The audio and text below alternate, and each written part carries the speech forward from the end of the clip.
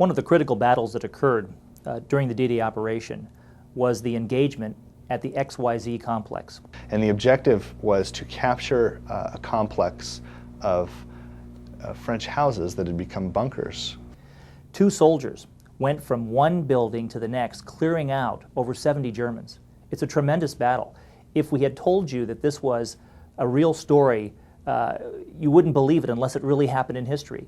This objective was critical because all of the Germans that were operating this battery, that were responsible for this battery, were holed up there. And American paratroopers had to attack this barracks, this whole long series of buildings, which we recreated in the game exactly as they appeared in 1944.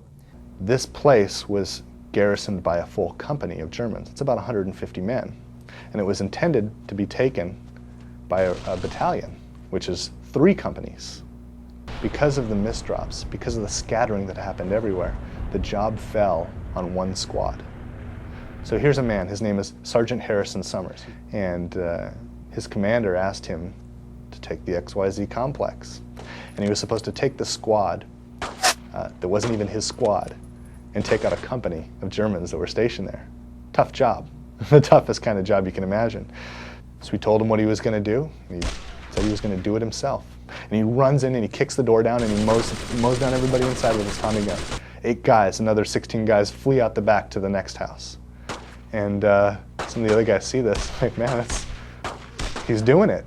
This other guy, Private Kameen, gets up, joins Sergeant Summers. So now Summers and Kameen are working together. They're trading off. One guy's got a carbine, the other guy's got a Tommy gun. This man, Sergeant Summers, single-handedly took out the entire complex. He went from house to house, destroyed them all.